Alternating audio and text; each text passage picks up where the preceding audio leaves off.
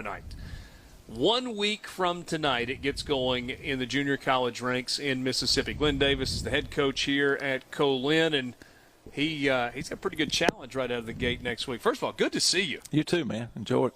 Appreciate y'all having me every year. Well, yeah, it's always good to visit with you and catch up. 1 week from tonight. Yeah, we're about ready to go too. They're tired of banging on each other. Yeah, I certainly can imagine. So you said you had a scrimmage last night? Yeah, we had a little scrimmage last night, kind of a mock scrimmage where we go through situations and different down and distance, different places on the field, just try to put them in spots that they may not get covered in a normal scrimmage. So just trying to make sure we cover everything. I'm wondering if you look at Division I coaches right now who are talking about having to rebuild a roster year after year. It's not like it used to be in terms of building a program and say, you know what, I just don't want to hear it. What do you think we do every year? Yeah, it's not quite as it's not like it used to be for sure when you had those guys for 4 or 5 years, and now they get a little bit of what we deal with every year. We lose at least half of our roster. So East Mississippi to start things off. I don't know if that's one of those deals where the schedule makers did you favors or didn't do you any favors. What's it like starting the season with a game like that? Well, I mean, it's we're going to find out a lot about ourselves in the first game, just like you said, because of where they've been the last few years, and I think our football team is looking forward to it, and like I say, you'll find a lot out about where we are, things that we got to get better at, and are we where we think we are, coaching, when we kind of evaluate our football team. So I think all those things we'll find out quickly, because they'll have a good football team. They're ranked right now, and they were beaten in the first round of playoffs last year, and so they're where we're trying to get to. What are we calling this? Are we calling it MACCC or MACCC? What are we doing with this? MACCC. That's a lot of C's. I know it. We changed a few years ago from the MACJC, so now it's the MACCC. It's a lot of C's. Yeah. Glenn, give me a little bit of an overview. We know junior college football in the state of, or community college football in the state of Mississippi is it's a big deal. The talent level is so high year after year. When you look kind of across the state of Mississippi, what do you see as a coach, knowing that you got to play a bunch of these teams? Well, I mean, I think to me, what a great job our high school coaches are doing right now, because they're the reason why we're. The league is as good as it is, because most of our roster is from the state of Mississippi. And, I think they're doing a great job coaching these kids and getting them ready. And, we'll have 3 to 4 teams that are ranked right now. And I think that says a lot about the football that we play and the coaching that our kids get. Tell me a little bit about your team. And I guess maybe we should start at quarterback and go from there. Well, this year we brought in more quarterbacks than we have in the past. We've got 3 here right now at the same time, and we've got Devon Tott, who's a transfer from McNeese State. We've got Tyler Fortenberry, who's from right down the road here at Brookhaven Academy, and then Colton Gardner was with us last year. That's from Germantown, and we've had a good battle with those 3 guys, and didn't know which way it was going to go, and Colton got injured in the spring and missed most of spring, and then he re-injured his ankle again in early camp, so he's been back the last week, and but Devon and Tyler have probably had most of the snaps this fall in the camp, and both of those guys have really have really gotten better, I think, and usually we've gone with 2 quarterbacks, and this year, last year we just felt like we needed to. Our roster limits have increased a little bit, so we felt like we'd bring in another quarterback with that limit. You hadn't named a starter yet? Hadn't yet.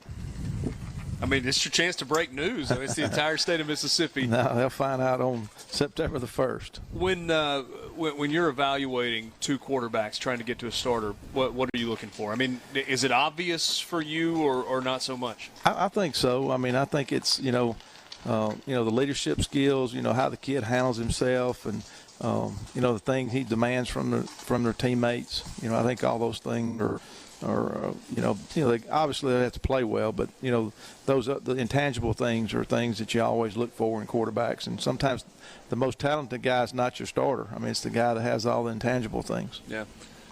sometimes when you go back, if you don't follow games live, you go back and look at box scores from junior college games on Thursday nights. You're like, ooh, those are the names that I remember from Friday nights for the last couple of years. You got any of those guys on your roster that really have been standouts in Mississippi that are names that people really recognize? I would hope that they would know Johnny Daniels from Crystal Springs. Yeah. Like I said, Tyler Fortenberry from BA. Harold Rhodes is from Jeff Davis County. Jackson Taylor, who's an offensive lineman, that's from West Lincoln. That is a big human. He's a great big old youngin. Hey, Dad, you love it when people big human. Yeah. I like it. You're going to go with that for description? Yeah, I'm probably not as big as him though. So. No, he's big. Maybe put together differently. Yeah, a little different. Defensively, there's Davion Roby from Kosciuszko. I mean, we're excited about him. There's just several guys that I think that those guys have kind of stood out the most probably. You've had a bunch of players through the years that have finished here and have had the opportunity to go to the Division I level. A lot of them going to the SEC, some in the state of Mississippi, some outside of it as well. How is or is it changing with the transfer portal, the maybe a little less emphasis on high school recruiting and junior college recruiting? Yeah, I think the biggest thing I think's hurt us is the ACT score. And, the guys that we used to get that were no doubt guys for our league, we're not getting anymore because now they don't have to take an ACT score, so they're getting qualified. And the portal hadn't hurt us as bad as some people may think. I don't believe. We're still getting transfer guys. We may not be getting the A1 guys that were portal guys, but we're still getting some. But the ACT thing is, to me, we just don't have the kind of players that we once had that were that you could look out there and say that guy's going to play NFL football. Do you think in this day and age a player like Montez Sweat still comes to Co-Lin? Or Probably not. Yeah. Probably not. So it's coming out of high school not having to have a qualifying score. They've just got to have GPA or meet the admission standards for that school. Mm-hmm. Yeah, I mean, it's a lot easier now. And I understand they may be bringing it back, but, for our league, I hope they do. I mean, I think it makes our league better.